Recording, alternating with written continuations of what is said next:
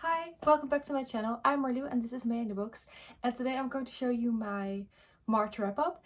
I read 9 books this month. I don't know if that's a new record, but I'm so happy. It was almost 10 books. A little bit mad at me for not doing that. 10 books? That sounds great. 9 books, also good. So because there are so many, I'm holding my book journal so I can keep track of what I'm even talking about. So the first book I read in March was Getting Clean with Stevie Green by Swan Huntley. I read this one on Nextory as an ebook. I gave it 3 stars. It was just, I enjoyed reading it. There was nothing wrong with it. The pace was fine. I did find it interesting enough. But the characters didn't feel very developed or anything. It felt a little bit flat for me because she's an recovering alcoholic, and it just seems like the whole reason her whole life stumbled apart is because this one experience in high school. And although I understand how one experience can really, ruin a lot, I think in this case it was not shown enough why that happened. It was just, we were told why it happened, but it didn't really make sense. So if they would just have shown the main character in the past more, we would have understand better. I don't know. The characters were not that interesting, and it just felt a little bit like, I don't know, not my favorite book, but as a reading experience it was fine. But it's not a book I'm going to be thinking about for many more years to come. The next book I read is What the Fuck by Mariam Hassouni. I'm sorry if I mispronounce her name. She's a Dutch Moroccan actress, and she wrote a memoir about the things that happened to her in the movie industry, and it's terrible. Not the book, the stories. I had a huge crush on her when she was in a kid show. But yeah, after that, she just met with a lot of awful men in the business, and it's just, I always wanted to be an actress, and this really made me think twice about that. So yeah, it was an interesting book. I gave it 3 stars because I didn't love it. Like, I thought she was really brave for putting this in a book, but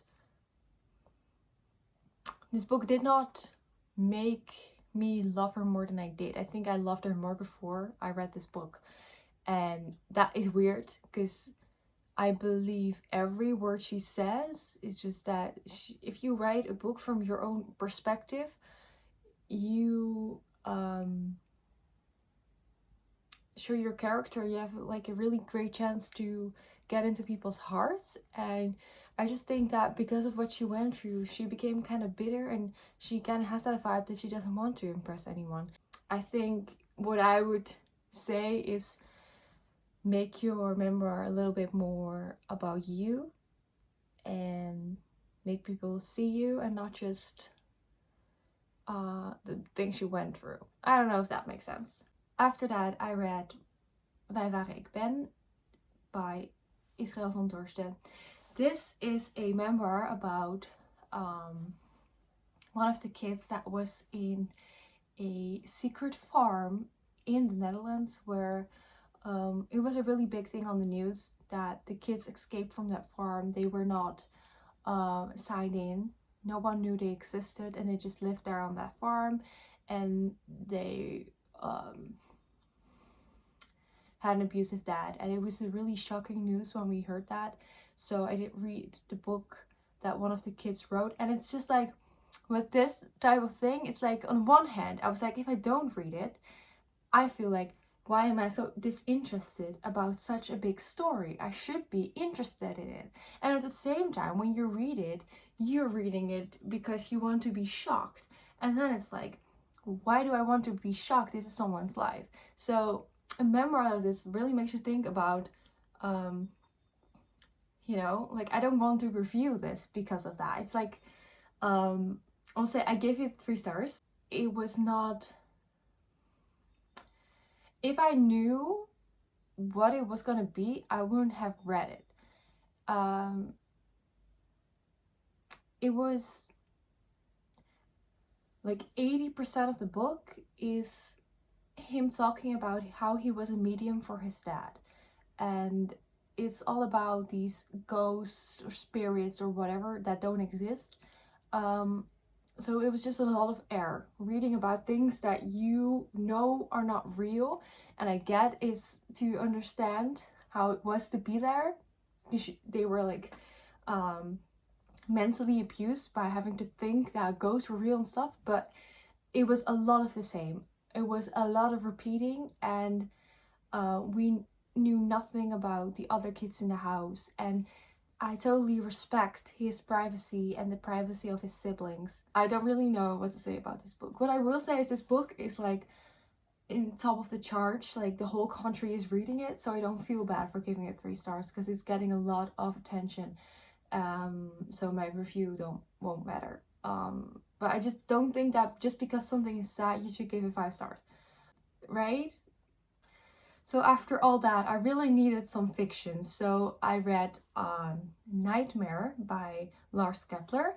I read his first book, well, it's not his first book, but the first book in this detective series a few years ago, and I really liked it. This book I only gave 3.2 stars because I was a little bit disappointed by it because it was not bad and it had me hooked, but at the same time it was about like, I don't know the word. It was a lot about just mafia type of things.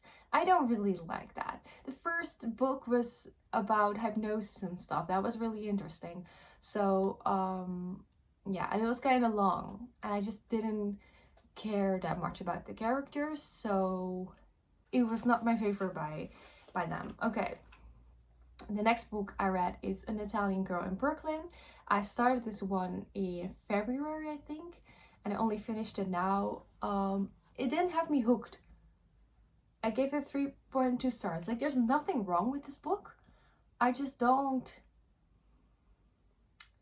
love these type of books, right? Because it's about this girl and her family in Italy, and then she falls in love with a Jewish guy, and then Hitler comes and away he goes. I say it really dryly, but that's because this book is not really convincing me that it really happened. You know what I mean?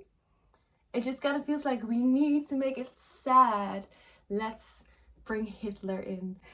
Like, there's some big subjects in there, but I don't really feel like I am in that situation. It very much felt like a book to me. But there was nothing wrong with it. But I was also like, I don't really care. Then I read Dial A for Aunties by Jessie Santanzo. I get a 3.5 stars. You could see me reviewing and reading this book in my latest reading vlog. So go check that out. I read it all in one day and it was silly and unrealistic, but also kind of fun. So it's not bad that I read it, but it's also not my favorite book. So then I read Happy Hour by Marlo Granados. I gave it 3.2 stars because the story was not that good, but I did really like some of the writing. The things she said were really interesting, but the story itself didn't go anywhere. It was not page turning at all. The next book I read is After I Do by Taylor Jenkins Reid. I listened to it on Nextory, and this book really got me into like, oh my god, I don't want to marry. I don't want to be with one person for the rest of my life. Like, it got me kind of depressed, and I am in a long-term relationship, so that was not good. And as soon as I stopped reading it, that feeling went away again, luckily. But I don't know, man. Most of Taylor Jenkins Reid's book really bring me in a like brighter, happier place. Even though sad things happen, the love is that good, right? Or the family dynamic. This book, no. I gave it 3 stars. This is my least favorite Taylor Jenkins Reid book. I'm not saying it's bad, but it's just all about marriage, and it just complains about every little thing about a person when you're married, and I just didn't like where it went with that. I didn't like how that was the only thing that it was about, and it was just not for me. Maybe this is for you. It was not for me. I really made a mental note not to read about marriage anymore. And then the last book I read was Girls with Sharp Sticks by Suzanne Young. I gave it 3 stars. This was an overall enjoyable read, but like from the first page on, I kind of like,